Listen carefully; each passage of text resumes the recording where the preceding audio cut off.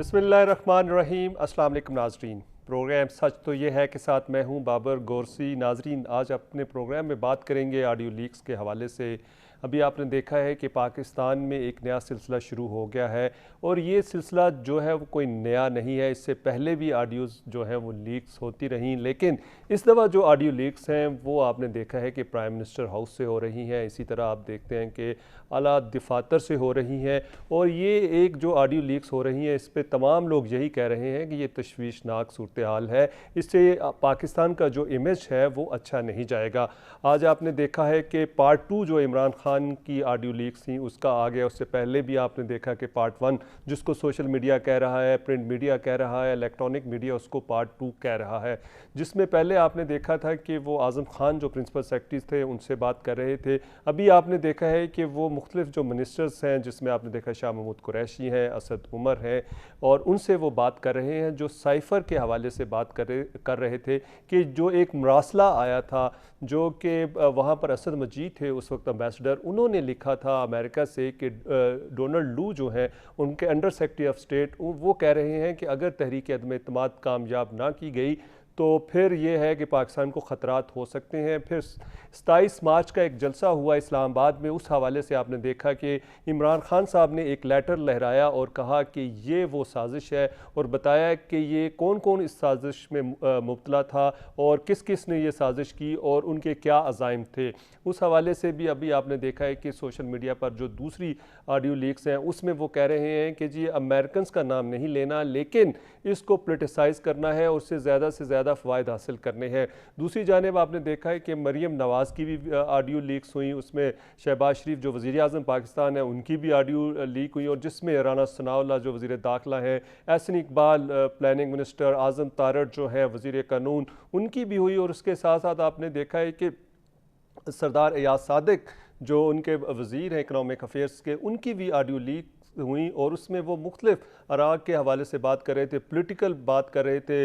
इसी तरह पीटीआई के जो इस्तीफ़े थे उनके हवाले से बात कर रहे थे। मरीम नवाज़ की जो ऑडियो लीक्स हुई उसमें वो हेल्थ कार्ड के हवाले से बात कर रही थी और जो साजिश हो रही है उसके हवाले से बात कर रही थी। इससे पहले आपने देखा है कि मलिक रियाज की उनकी बेटी के साथ हुई, आसिफ अली जरदारी साहब की ऑडियो लीक्स हुई। इसी तरह आपने देखा कि जो दूसरे पॉलिटिकल लीडर्स हैं उनकी भी ऑडियो लीक्स हो रही हैं। ऑडियो लीक्स करने का क्या मकसद है? और जब ऑडियो लीक्स होती हैं तो जाहिर है इनको कोई ना कोई तो लीक करता है, कोई ना कोई तो इनको बनाता है। वो बनाने वाले कौन हैं? वो बनाकर अगर बाहर बेचते हैं तो उनको आगे लीक कौन करता है? अगर ये ट्विटर पे लीक की जाती हैं, फेसबुक पे की जाती हैं, इंस्टाग्राम पे की जाती हैं, और इसी तरह जो दूसरे ज़राए हैं उनके हवाले से जो है वो की जाती है, क्या ये जो मेन सर्वर है वो पाकिस्तान के जो सर्वर से हो रही हैं, या अमेरिकन से हो रही हैं, यूरोप से हो रही हैं? बहुत से सवालिया निशानात हैं और बहुत से सवाल हैं कि क्यों की जा रही हैं, इसके मकासद क्या हैं, साइफ़र को दोबारा जो है वो क्यों मौज़ूए बहस बना लिया गया है। इस हवाले से आपने देखा कि आज काबीना का एक स्पेशल इजलास हुआ और स्पेशल इजलास में ये कहा गया कि दूध का दूध और पानी का पानी हो गया है। जो इमरान खान का बयानिया था वो ठीक नहीं था, वो गलत था, वो लोगों को गुमराह कर रहे थे। उन्होंने कहा कि एक कमेटी बना दी गई है जिसमें मुख्तलिफ वज़रा और जो सेक्रेटरीज़ हैं वो शामिल होंगे, वो इसकी तहकीकात करेंगे। तो अब देखते हैं कि मामला किस जानिब जाता है। दूसरी जानिब बहुत से सवालात ये हैं कि अब जो इमरान खान हैं उनका जो बयानिया है उसको लोग मुस्तरद कर देंगे और आने वाले वक्त में जो इनका ग्राफ जो है वो ज़्यादा पॉपुलैरिटी का ऊपर चला गया है वो नीचे होता नज़र आता है। तो दूसरी जानिब आपने देखा है कि कल मरीम नवाज़ को जो है वो जो उनको 7 साल की सज़ा थी एवन फील्ड अपार्टमेंट्स के हवाले से, उसमें उनको बरी कर दिया गया है। कैप्टन रिटायर्ड मोहम्मद सफदर जो उनके शोहर हैं उनको भी बरी कर दिया गया है। इस हवाले से भी सोशल मीडिया पर बहुत सी बातें हो रही हैं कि अगर सज़ा दी गई थी तो फिर माफ़ी क्यों दी गई, और बहुत सी बातें हो रही हैं। कल आपने देखा इमरान खान साहब खूब बरसे न्यूट्रल्स पर, उन्होंने कहा कि अगर एनआरओ ही देना था तो मुझसे जो प्रेशर मुझ पे डाले जा रहे थे वो क्यों डाले जा रहे थे, उसका नतीजा यही है। लेकिन इस मुल्क में होगा क्या? ये मुल्क किस जानिब जा रहा है? जो हमारी इशराफिया है क्या वो ये समझती है कि इस वक्त जो पाकिस्तान के हालात हैं वो अफोर्डेबल है इस तरह की चीज़ों के, इस वक्त महंगाई का तूफान है, इस वक्त इकॉनमी जो है वो बिल्कुल ठीक नहीं है, सिक्योरिटी के बहुत से आपको इश्यूज़ हैं, इंटरनल सिक्योरिटी के इश्यूज़ हैं, एक्सटर्नल सिक्योरिटी के इश्यूज़ हैं, और इस वक्त पाकिस्तान जो है एटमी कुव्वत है, इस एटमी कुव्वत को कमज़ोर करने की क्यों कोशिश की जा रही है, इसके क्या मुहरकात हैं। और दूसरी बात यह है कि आखिर जो सियासतदान हैं उन्हीं की जो ऑडियो लीक्स हैं वो क्यों होती हैं, किसी दूसरे इदारों के जो सरबराहान हैं, इसी तरह जो सिविल हैं दूसरे हैं, उनकी क्यों नहीं होती, बिज़नेस कम्युनिटी की क्यों नहीं होती। आखिर क्या सियासतदान जो हैं उनकी ही ऑडियो लीक्स की जाती हैं? क्या ये सियासतदानों को बदनाम करने की साजिश है? क्या ये मुल्क के जो लीडरशिप है उनको डाउनग्रेड करने की कोशिश है? क्या ये अंदरूनी साजिश है, बैरूनी साजिश है, और इससे क्या लोग हासिल करना चाहते हैं? इस पर हम बात करेंगे। हमारे साथ हमारे मुअज़्ज़ज़ पैनलिस्ट मौजूद हैं। सबसे पहले मैं आपसे उनका तारुफ करा देता हूँ। हमारे साथ नुसरत वाहिद मौजूद हैं, MNA हैं, पाकिस्तान तहरीक इंसाफ से इनका ताल्लुक़ है। नुसरत वाहिद साहिबा, आपका बहुत शुक्रिया कि आपने हमें टाइम दिया। डॉक्टर समीना मतलूब साहिबा हमारे साथ मौजूद है, MNA है, PMLN से इनका ताल्लुक़ है। डॉक्टर साहिबा, आपका भी बहुत शुक्रिया कि आपने हमें टाइम दिया। मैं डॉक्टर साहिबा, चूँकि आप हुकूमत में हैं इसलिए मैं चाहूँगा कि आपका मौक़िफ़ बाद में लिया जाए, पहले नुसरत वाहिद का मौक़िफ़ ले लेते हैं, क्योंकि साइफ़र के हवाले से बात हो रही है, ऑडियो लीक्स के हवाले से बात हो रही है, और पार्ट 2 भी आ गया है, पार्ट 1 तो पहले ही आ चुका था। नुसरत वाहिद, हमें ये जानना है आपसे कि आखिर जो सियासतदान हैं उन्हीं की ऑडियोज़ क्यों लीक हो रही हैं। दूसरे, इमरान खान साहब ने भी सवाल किए कि ऑडियो लीक्स कौन कर रहा है, कौन बनाता है, अज़ाइम क्या है? कोई आपको पता है कौन बनाता है, अज़ाइम क्या है, और क्या ऑडियो लीक्स करके ये हासिल क्या करना चाहते हैं? बिस्मिल्लाहिर्रहमानिर्रहीम। बहुत शुक्रिया आपका अपने प्रोग्राम में मुझे इनवाइट करने का। देखें, मैं समझती हूँ कि ये ऑडियो लीक्स और वीडियो लीक्स का जो रुझान है, ये शुरू कहाँ से हुआ आपको पता ही है इस बात का। कितने लोगों ने इसमें सफ़र किया वो भी आप अच्छी तरह जानते हैं। उसके बाद ये कोई फ़ैशन बन गया। आजकल तो मुझे लगता है ऐसे जैसे फ़ैशन बन गया है कि जो बात कर रहा है वो ज़रूर दूसरे ने रिकॉर्ड करनी है, चाहे वो उसकी वीडियो बनाए, चाहे ऑडियो बनाए, क्योंकि स्मार्टफ़ोन हर एक के पास है। आप इसको रिकॉर्डर पे लगा के उल्टा करके रख दें और उसके बाद सारी बात ऑटोमेटिकली रिकॉर्ड हो जाएगी, और जब वो रिकॉर्ड हो जाएगी तो फिर उसको दूसरे के खिलाफ इस्तेमाल किया जाए। लेकिन मैं ये समझती हूँ अल्हम्दुलिल्लाह कि अभी तक कोई भी चीज़ ऐसी नहीं हुई जिसको कहा जाए कि वो प्राइम मिनिस्टर इमरान खान के खिलाफ इस्तेमाल होगी, क्योंकि बार-बार वो कह रहे हैं पहली वाली उसमें कि अमेरिका का नाम नहीं लेना, अमेरिका का नाम नहीं लेना। लेकिन फिर खुद ही टीवी पे जब वो इंटरव्यू दे रहे हैं या तकरीर कर रहे हैं, उनके मुँह से स्लिप हो जाता है। फिर उसके बाद ये किसी तरह ब्लैकमेल करने की बात नहीं थी। उनको सिर्फ़ दुःख ये था कि कब तक हम लोग दूसरों की बात मानते रहेंगे, कब तक हम दूसरों के अहकाम पे चलते रहेंगे। 73 साल हो गए, अब तो हमें अपनी इंडिपेंडेंट ख़ारिजा पॉलिसी होनी चाहिए हमारी, कि हम जिस मुल्क से चाहते हैं ताल्लुकात अच्छे रखें और किसी से भी बुरे ना रखें, हमारी मर्ज़ी है ये। तो इसके ऊपर अगर वो ज़ोर डालेंगे कि नहीं, आप उस मुल्क से अपने ताल्लुक ख़राब करें या इस मुल्क से अच्छे करें, तो वो ज़ाहिर है कि बहुत अजीब-ओ-गरीब सिचुएशन हो जाएगी। लेकिन बात यहाँ पे ख़त्म नहीं होती। बात ये है कि क्या ये सिर्फ़ पॉलिटिशियंस के साथ हो रहा है? नहीं। आप देखें, आर्मी चीफ़ के भी मुतालिक आज निकल आई ये चीज़, फिर जजेस के बारे में निकल आएगी। उससे पहले भी आपको पता है अरशद मलिक की जो वीडियो निकली और किस तरह कुछ ही अरसे बाद वो फ़ौत हो गए। तो ये वाली चीज़ें जो हैं, इनको इस तरह नहीं लेना चाहिए। They are not light things, कि आज हमें पता चल रहा है कि साइफ़र प्राइम मिनिस्टर हाउस में है ही नहीं, उसको गायब कर दिया गया। आपको पता ही है, यहाँ से सारी चीज़ें गायब होती हैं, रिकॉर्ड जला दिए जाते हैं, बिल्डिंग्स जल जाती हैं सारी की सारी। लेकिन मैं समझती हूँ कि हमारी PTI के ज़माने में शायद ही कोई बिल्डिंग जली है, शायद ही कोई रिकॉर्ड जला था। लेकिन आज जो इत्तला मिल रही है उसके हिसाब से वो साइफ़र गायब हो गया है। अब आपका सवाल ये था कि क्या ये क्यों बनाई जा रही है और इससे क्या मकसद निकलेगा? तो ये सिर्फ़ दूसरे को प्रेशराइज़ करने के लिए, यानी दोनों तरफ से ये चीज़ हो रही थी कि कुछ लोग उन लोग अपोज़िशन के बना रहे थे और कुछ लोग हमारी पार्टी के बना रहे थे। लेकिन ये जब ताने-बाने सुलझेंगे और पता चलेगा कि कौन करवा रहा था, तो मेरे ख़्याल में एक ही सोर्स होगा। वो आपको भी होता है, मुझे भी पता है, वो बहुत ज़्यादा माहिर हैं वो इस काम में।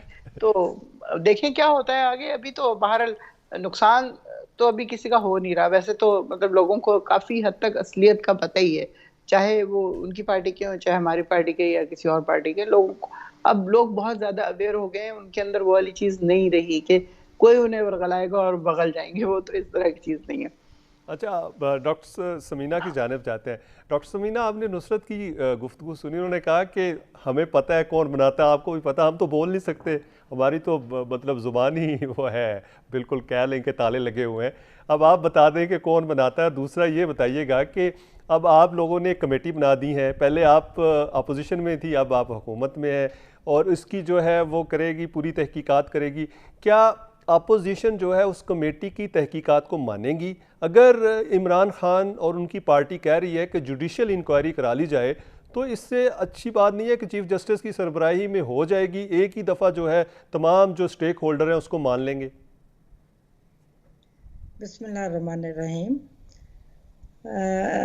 इसमें कोई शक नहीं कि ये जो मामलात हो रहे हैं वीडियो लीक्स के, ये हमारे लिए, हम सब के लिए, पूरी कौम के लिए लम्हा फिक्रिया है। इसको हमें लाइटली नहीं लेना चाहिए। इसमें हमारी बहुत सारी ऐसी चीज़ें होती हैं जो हमारी प्लानिंग्स हो रही होती हैं, हमारी इंटरनल अपने मुल्क के अंदर के राज होते हैं, बहुत सारी बातें डिस्कस हो रही होती हैं जिनका लीक हो जाना वो अच्छी बात नहीं है। इसको हम ये नहीं कह सकते कि अभी किसी का नुकसान नहीं हो रहा तो अभी लाइटली लिया जा सकता है।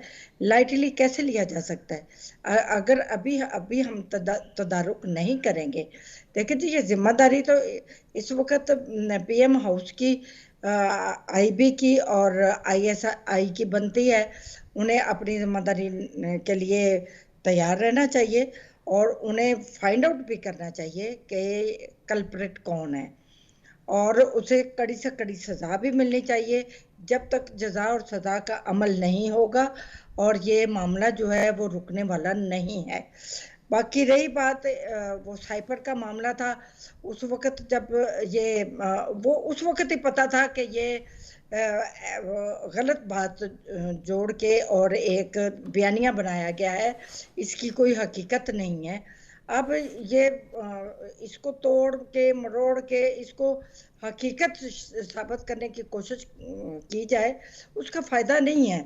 उसमें यह है कि उस वक्त भी आईएसआई ने पूरी तहकीक की थी और उसका रिजल्ट यही बताया था कि इस इलामिया में कोई ऐसी नेगेटिविटी नहीं है। साइबर आते रहते हैं, उसमें कोई भी ऐसी बात अगर किसी को सख्त लगे तो उसका जवाब उनको दे दिया जाता है। ये कोई ऐसी खतरनाक बात नहीं होती साइपर्स में।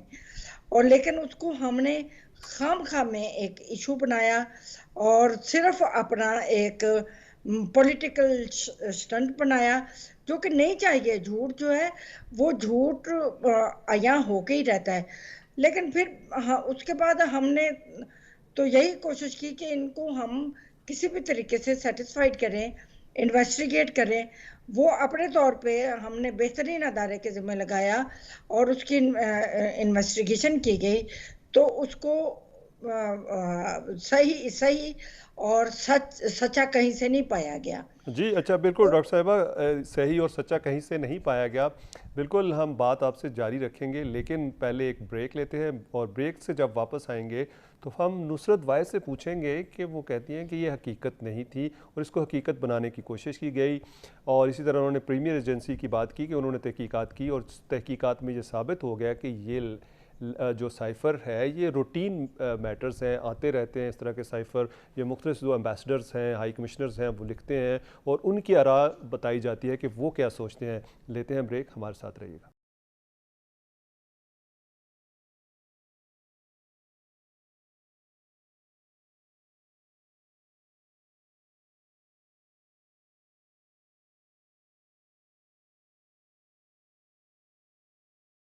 वेलकम बैक नाजरीन, आपको प्रोग्राम में खुश आमदेद कहते हैं। ऑडियो लीक्स के हवाले से हम बात कर रहे हैं। नुसरत वाहिद MNA हैं पीटीआई की, वो हमारे साथ मौजूद हैं। डॉक्टर समीना मतलूब MNA हैं PMLN की, वो हमारे साथ मौजूद हैं।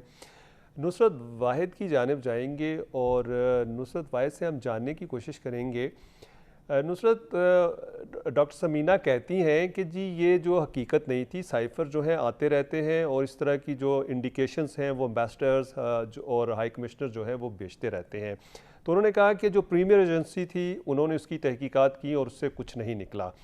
अब चूँकि तमाम मीडिया पे अगर आप देख लें तो अब यही कहा जा रहा है कि जी इमरान खान का बयानिया मुस्तरद हो जाएगा, इमरान खान की पॉपुलैरिटी कम हो जाएगी, इमरान खान जिस तरह पहले इलेक्शन जीतने के लिए तैयार थे कि 2/3 अक्सरियत लेंगे, वो नहीं मिलेगी। और दूसरा आपने देखा है कि साथ मरीम नवाज़ भी अब मैदान में आ गई हैं, वो भी अब क्लियर हो गई हैं, वो भी इलेक्शन लड़ सकती हैं। तो इस हवाले से क्या कहेंगी?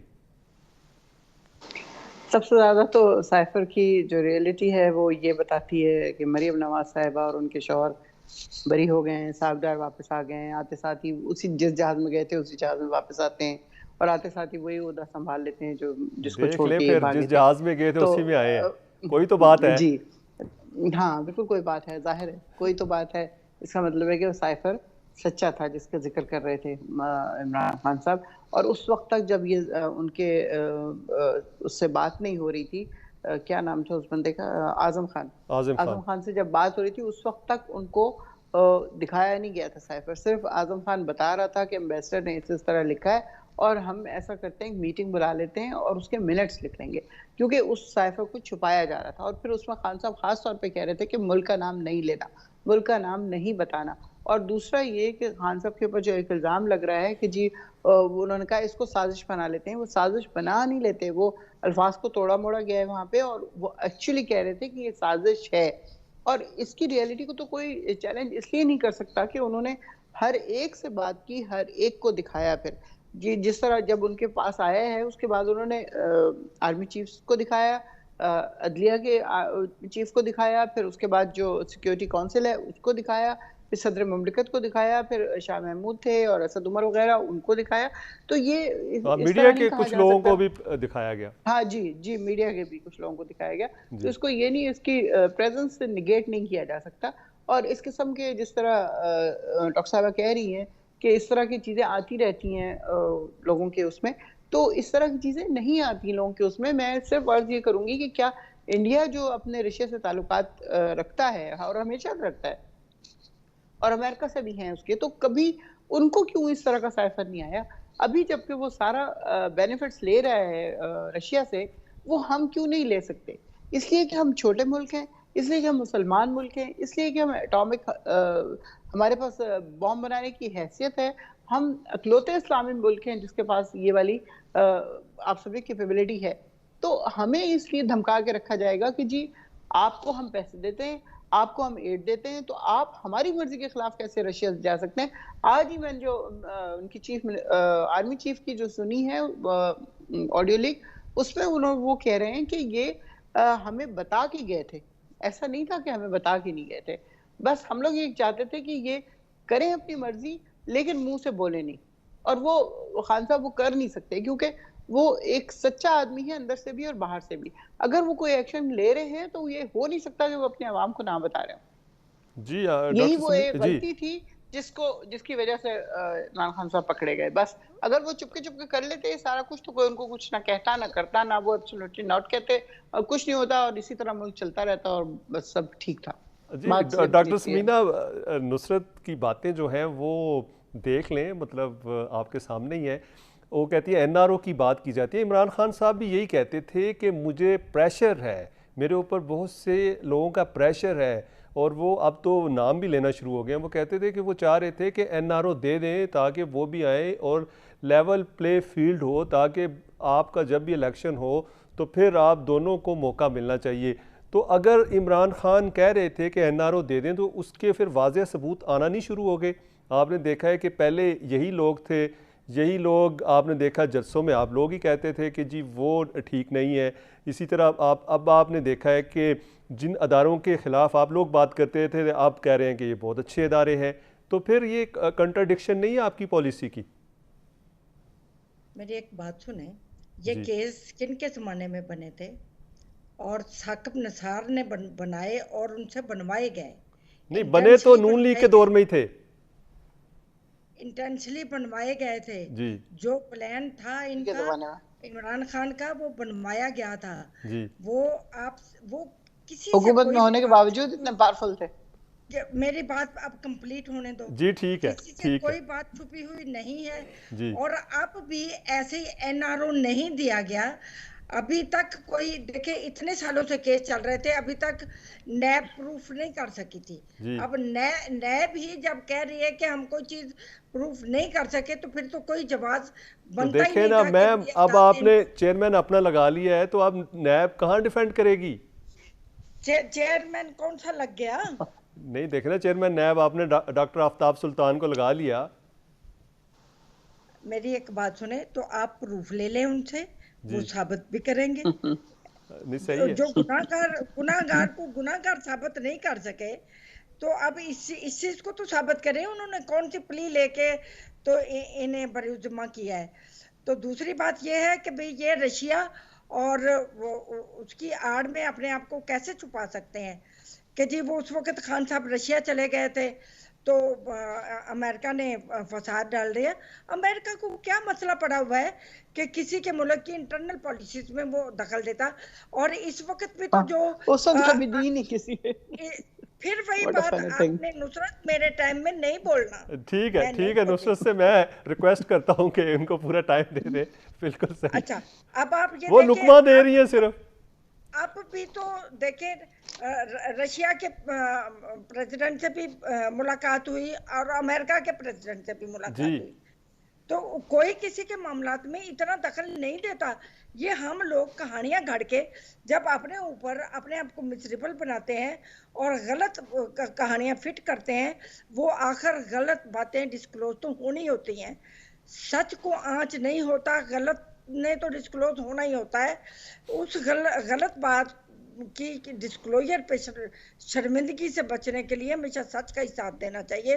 अच्छा डॉक्टर साहब, सच का ही साथ देना चाहिए। ये बताएं कि क्या इमरान खान की पॉपुलर आने वाली एक्सपेक्टेशन रख रहा है कि मैं वजीर आजम बनूंगा, और हर मामले में वो एक्सपेक्ट कर रहा है कि मैं शामिल हूँ, मैं चीफ ऑफ आर्मी स्टाफ के मशवरे में शामिल हूँ, मैं हर मामले में शामिल हूँ, मुझे डेट दी जाए, तो फिर उसमें अपने आप को तो इसे अहल तो साबित करें कि अपनी ये आदत को, अपनी ये बात करने के स्टाइल को, अंदाज को एक लेवल पे लेके आए जो एक वजीर आजम में लोग देखते हैं और देखना चाहते हैं।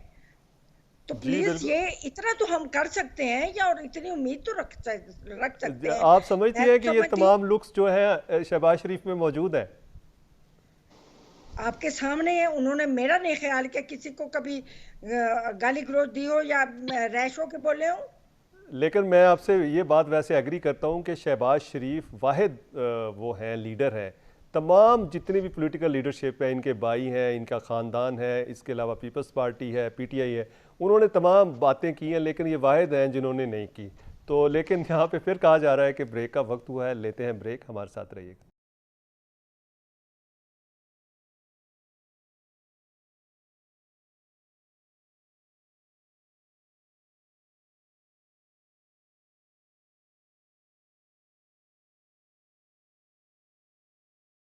वेलकम बैक नाजरीन, प्रोग्राम में दोबारा खुश आमदीद कहते हैं। आज हम बात कर रहे हैं ऑडियो लीक्स के हवाले से। हमारे साथ हमारे मोअज़्ज़ज़ मेहमान मौजूद हैं। नुसरत वाहिद की जानिब जाते हैं। नुसरत, डॉक्टर समीना कहती हैं कि जी उनको लुक वाइज देखना लगना चाहिए। लुक वाइज तो मेरा ख्याल है स्मार्ट आदमी है, लेकिन मेरा ख्याल है उनका कहने का मतलब है कि जब वो बात करते हैं तो वो उनको वो बात करनी चाहिए कि जिससे पता चले कि वो प्राइम मिनिस्टर हैं, कोई ऐसी बात है। और दूसरा ये कि जिस तरह आप बीच में लुकमा दे रहे थे कि जी अब इसमें आपका भी तो कसूर है ना। अगर चेयरमैन नैब उन्होंने अपनी मर्जी का लगा लिया है, तो आप अगर पार्लियामेंट में होते तो कम अज़ कम उनको अपनी मर्जी तो ना करने देते। और आज ये आप कह रहे हैं कि जी बरी कर दिया है, आज ये चीज़ें दोबारा चैलेंज हो सकती थी। बिल्कुल, अगर हम असेंबली में होते तो। लेकिन जाहिर है हमारा जो लीडर है, अगर वो ये बेहतर समझ रहा है, जाहिर है उसका विजन बहुत दूर तक देखता है। हम लोग इस तरह नहीं देख सकते। हम में से कई कहते हैं कि जी जाना चाहिए, लेकिन एक्चुअली वो बहुत दूर की उनकी नजर है। वो बिल्कुल जो भी स्टेप लेते हैं, कुछ अर्से बाद हमें पता चलता है कि वो ठीक कह रहे थे या ठीक कर रहे थे। तो अब अगर हम लोग बैठे हैं इसके बाहर और ये लोग सारा कुछ कर रहे हैं, तो ये रहेगा थोड़ी इस तरह। जाहिर है हमने असेंबली में जाना है, और फिर जब हम 2/3 मेजॉरिटी के साथ जा रहे होंगे इंशाल्लाह, तो फिर हम दोबारा वो सारी अमेंडमेंट्स करेंगे। लेकिन मीनवाइल ये अपनी NRO 2 ले चुके होंगे, अपना सारी इनके जितने दाग धब्बे हैं, अच्छा, सारे आप केसेस हैं, ये वो जो सब धुल NRO चुके होंगे। लिया हुआ है इन्होंने, आप उस वक्त इनको दोबारा उसी स्टेटस पे ले आएंगे जिस स्टेटस पे NRO से पहले थे? ये तो मैं खैर नहीं कह सकती, जाहिर है इसका जी तो मुझे बिल्कुल नहीं पता फ्यूचर के बारे में। जी कोई प्रेडिक्ट ना मैं कर सकती हूँ ना कोई और कर जी सकता है कि जिंदगी किधर किस हाल में लेके जाती है बंदे को। लेकिन बहरहाल जो कुछ भी इन लोगों ने किया वो आपको पता ही है। नैब को जिस तरह खत्म किया गया, अभी कहते हैं हमने मुकदमे शुरू किए, हमने तो मुकदमे नहीं शुरू किए थे। बहुत सारे मुकदमे इन दो पार्टीज में, पीपल्स पार्टी ने इनके ऊपर, इन्होंने पीपल्स पार्टी के ऊपर, इस तरह करके कितना कितना अरसा जरदारी साहब जेल में रहे, कि ये लोग जेल में रहे या नहीं रहे, जो भी था सिस्टम वो सारा इनका अपना किया हुआ है जो अब इनके सामने आ रहा है। हम लोगों ने सिर्फ आके इतना किया था कि हमारा प्राइम मिनिस्टर बोलता था कि मैं NRO नहीं दूंगा, मैं उनको जेल में रखूंगा फलन, लेकिन हमने सिर्फ अदालतों को, नैब को, जो भी बाकी FIA वगैरह, इनको सबको आजाद कर दिया था कि आप आजादी से काम करें, आपको कुछ कहा नहीं जाएगा। यानी हम लोग उस तरह फोन करके नहीं कहेंगे कि फलां को जेल में डालो, इतने दिन की सजा दो या इतने दिन की सजा नहीं दो। अब इस वक्त जो कहीं है वो तो कहीं जाहिर है नुसरत इस तरह की जो ऑडियो पांचों जो उंगलियां जो गेम आप है। बात कर रही हैं, इस तरह की कहीं ऑडियो ना लीक हो जाए कि जी उसको सजा दे दें उसको, क्योंकि मुझे तो लगता है कि फ्यूचर में इस तरह की भी आने वाली है। अगर आएगी तो देख लेंगे, लेकिन फिलहाल तो इस तरह की कोई चीज नहीं है ना, किसी को बिल्कुल इस चीज का नहीं पता। जी तो लेकिन अब कुछ कहा नहीं जा सकता, क्योंकि आप देखें ना जिस तरह की निकलती हैं, इससे पहले वाली भी जो थी चौधरी वो निसार, जस्टिस जी निसार की, जी उनकी भी बहुत तोड़ के बनाई गई थी, हाँ, और साकिब वो निसार साहब उस की। वक्त उस वक्त ही नजर आ रहा था कि ये फेक है। और उसके बाद अब आपने देख लिया कि वो साहब जिन्होंने सारे इल्जाम लगाए थे उन्होंने खुद विड्रॉ कर लिया और खुद कहा कि मैंने गलती की कि मुझसे हुआ। जस्टिस जो तो थे वो GB के, जी बिल्कुल। जी, अच्छा तो डॉक्टर मुझे बताएं, जी ये वाली चीजें तो खुद ही प्रूफ हो जाती हैं वक्त के साथ, उसमें तो ज्यादा इंतजार नहीं करना पड़ता। आज के जमाने में ज्यादा इंतजार नहीं करना पड़ता, बहुत जल्द रियलिटी जो है लोगों के सामने आ जाती है। जी डॉक्टर समीना, ये बताएं कि मरियम नवाज़ इस वक्त बरी हो चुकी हैं, शहबाज शरीफ प्राइम मिनिस्टर बन चुके हैं, और अब आपके जो कायद हैं मोहम्मद नवाज शरीफ, वो भी पाकिस्तान तशरीफ़ लाएंगे? अगर लाएंगे तो कब लाएंगे? और उनका इस वक्त क्या समझते हैं कि पार्टी के अंदर क्या लोग चाह रहे हैं कि वो वापस आएँ या अभी उधर ही रहें? नहीं, हम तो चाह रहे हैं, लोग भी चाह रहे हैं, लेकिन वो अपनी प्लानिंग के मुताबिक, अपनी सेहत के और मुताबिक चाहने फैसला वाले करें। भी चाह रहे हैं कि नहीं मैडम कि वो भी आए? नहीं, चाहने वाले क्यों नहीं चाह रहे? लोगों की दुआएं सोशल मीडिया पे सुने तो सही। बिल्कुल सही। अच्छा, मैं एक बात करना चाह रही थी। जी प्लीज।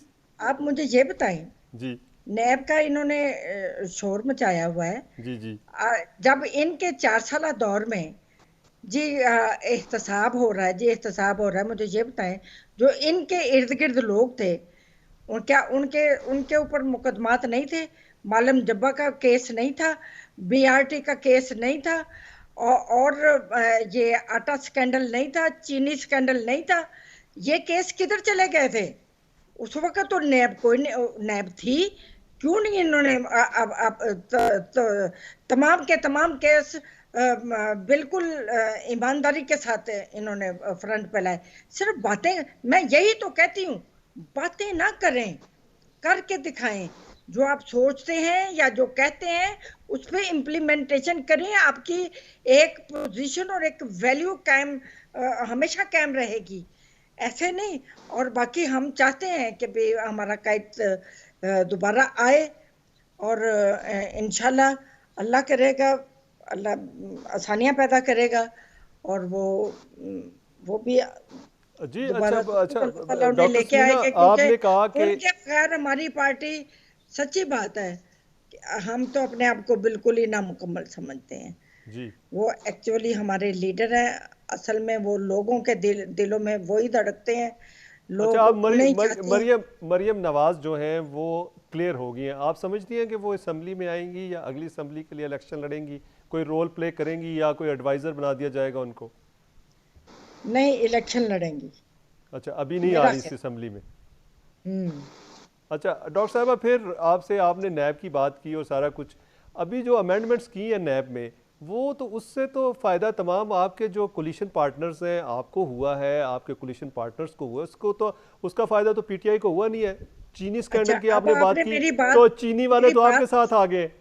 मेरी बात तसल्ली से आपने सुननी है। जी प्लीज। नैब का जो अब ऑर्डिनेंस है अमेंडमेंट हुई जो। जी उसकी डेट देखें, जी 2022 जी 2021। जी ये किन का टाइम पीरियड है? जी। इसका हमारा तो टाइम पीरियड नहीं है।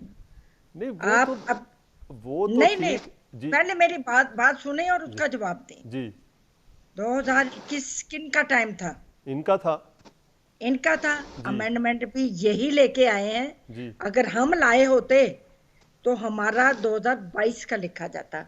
नहीं अमेंडमेंट अमेंडमेंट इन्होंने लाई। जी अब आप ये देखें, अगर 97% इनके अमेंडमेंट के साथ बिल की डेट वही कायम है, 1 या 2% अमेंडमेंट से कोई बिल चेंज नहीं हो जाता, और ना ही किसी को मेरा पर्सनल। ख्याल है कि आपने वो जो दूसरी शिकें थी उनको इसलिए चेंज नहीं किया कि वो आपको भी सूट करती थी, उनको भी सूट करती भाई थी। 1 या 2% चेंजेस में क्या है? नहीं यही मेन देखे बात ना, थी कि आपने टेन्योर उसका मेरी कम कर बात, दिया आपने। नहीं नहीं नहीं नहीं नहीं केसेस का जो है नहीं, मेरी बात please, ji you should try to understand my ji please point. Please ji ma'am.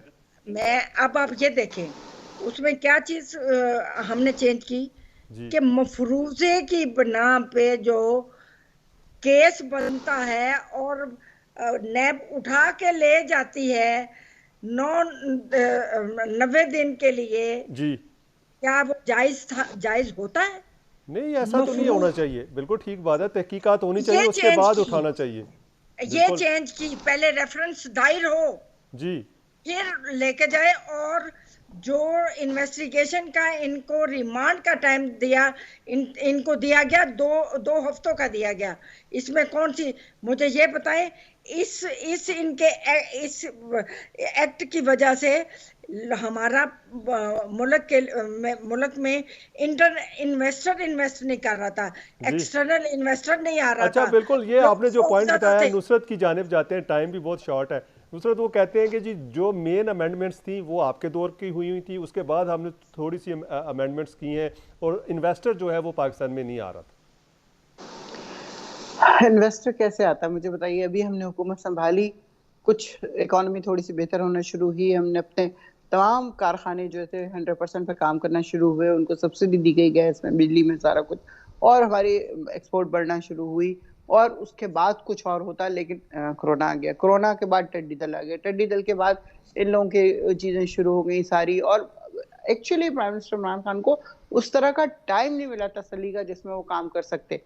वैसे भी पहली दफा थी, आपको 2 4 6 महीने लगते हैं हर चीज समझने में, देखने में, जी करने में। किसी नई क्लास में चले जाएं तो उसमें भी आपको टाइम लगता है कि स्टूडेंट्स को जानना, टीचर को समझना। तो ये एक बहुत बड़ा प्रोजेक्ट था जिसके लिए आप जितनी मर्जी बात कर लें कि मैं तैयार हूं, मुझे पता है सब कुछ, लेकिन जब actually you are entering into that तो आपको पता चलता है कि चीजें बहुत डिफरेंट हैं। वो जो डिच खोद के गए थे ये लोग, उसको फिल करना बहुत मुश्किल काम था। उसके बावजूद पहली दफा ऐसा हुआ कि हम लोगों ने उस कर्ज को अदा किया जो कि हमारे ऊपर था। जी और जो हमने रिजर्व रखे वो भी इतने ज्यादा हो गए थे कि जो कोई तस्वर नहीं कर सकता था। $8 अरब से 18 अरब पे लेके आए, डॉलर पे। और लेकिन फिर क्या हुआ, जब हुकूमत हमारी चली गई ऑल ऑफ अ सडन, ये तो प्रोग्राम नहीं था ना हमारा। तो जी प्लानिंग यही थी कि 5 साल में होगा जो कुछ भी होगा, उसके बाद फिर इलेक्शन होंगे और सब कुछ हो रहा होगा, उस हिसाब से हम लोग चल रहे थे। लेकिन जब इतनी सडनली सारा कुछ हुआ और सब कुछ छोड़ के जाना पड़ा, तो जाहिर चीजें उस तरह नहीं हो पाई। जो नई हुकूमत आई उन्होंने देखे, अब 2 हफ्ते के अंदर अंदर वो दोबारा से 8 अरब उस पे डॉलर पे चली गई चीज। और अब हर चीज जी महंगी हो रही है। डॉलर कहाँ से कहाँ चला गया, बाकी चीजें, तेल पूरी दुनिया में सस्ता मिल रहा है, हमें महंगा मिल रहा है, क्यों? ये एक प्लानिंग के हिसाब से हो रहा था कि डॉलर को या तो छुपा लिया गया था या जी स्मगल कर दिया गया था। जी अब इसाक डार साहब आए हैं, कल से उस डॉलर को फेंका जा रहा है मार्केट में, और दोबारा से चीजें अब सस्ती होने हो रही हैं। डॉलर भी नीचे आ रहा है, रुपया ऊपर जा रहा है। देखिए, लग रहे एक हद तक हो चले, जाए अगर कि लोगों को कॉन्स्पिरेसी हो कुछ रही है, फायदा। डॉलर अगर बेहतर हो रहा है तो चलो मुल्क के लिए हाँ, तो अच्छा है। बहुत बहुत बेहतर है, बहुत जी जी बेहतर है। लेकिन नुसरत अब वाहिद इस आपका वक्त वो बहुत जो शुक्रिया। सैलाब ने वो कर दिया है सत्यानाश, उसका हम कुछ नहीं कर सकते अब। जी नुसरत वाहिद आपका बहुत शुक्रिया, डॉक्टर समीना आपका बहुत शुक्रिया। जी नाज़रीन, आपने हमारा प्रोग्राम देखा और जिसमें मेहमानों ने अपनी अपनी आराज़ जो पेश की और उनका कहना था कि जो ऑडियो लीक्स होती हैं ये नहीं होनी चाहिए। जिस मर्ज़ी पॉलिटिकल पार्टी की हों, किसी इदारे के सरबराह की हो, जज की हो, किसी भी ब्यूरोक्रेट्स की हो, ये ऐसा नहीं होना चाहिए। आज तक के लिए इतना ही। अपने मेज़बान को इजाज़त दीजिएगा। अल्लाह हाफ़िज़।